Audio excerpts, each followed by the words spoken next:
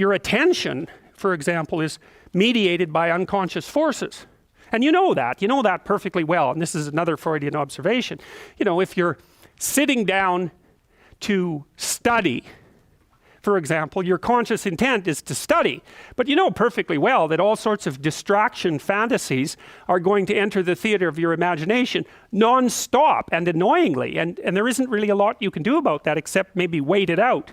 You know, so you'll be sitting there reading and your attention will flicker away. You'll think about, I don't know, maybe you want to watch Jane the Virgin on Netflix or something like that. Or maybe it's time to have a peanut butter sandwich, or you should get the dust bunnies out from underneath the bed, or it's time to go outside and have a cigarette, or maybe it's time for a cup of coffee. Or it's like all these subsystems in you that would like something aren't very happy just to sit there while you read this thing that you're actually bored by.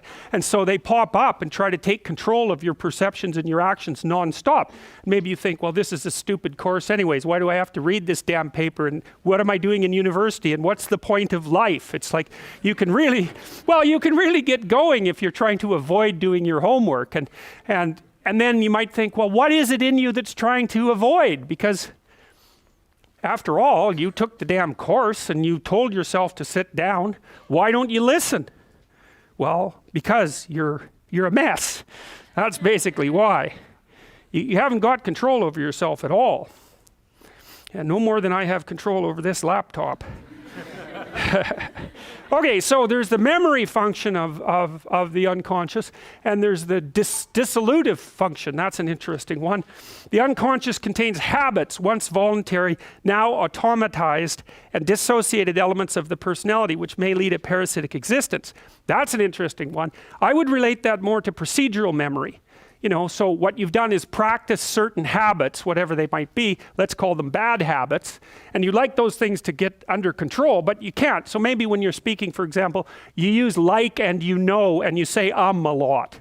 And you've practiced that, so you're really good at it. And you'd like to stop it, but you don't get to, because you've built that little machine right into your being, right? It's neurologically wired, and it's not under conscious control. And anything you practice becomes that.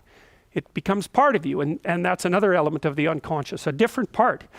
And then there's a creative part, which is that, well, you know, you're sitting around and maybe you're trying to write something, or maybe you want to produce a piece of art or a piece of music, or maybe you're just laying in bed dreaming and you have all these weird ideas, and especially in dreams, it's like, where do those things come from?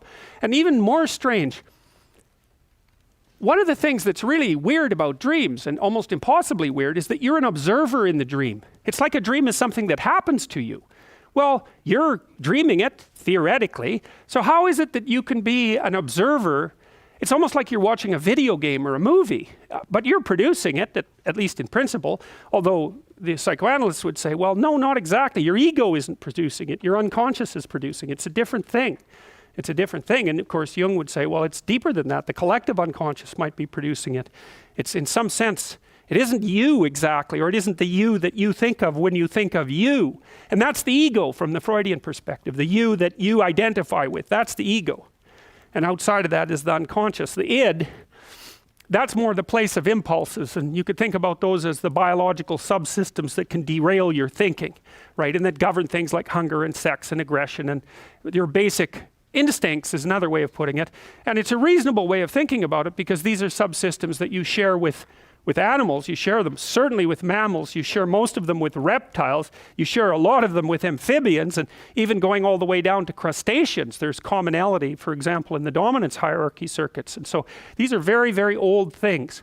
And the idea that you're in control of them is, well, you're not exactly in control of them. And I would say the less integrated you are, the less you're in control of them, and the more they're in control of you. And that can get really out of hand, you know. You can be, like with people who have obsessive compulsive disorder, for example, which seems to be, I would say, the dissolutive elements in some sense of the unconscious, the way that it's portrayed here.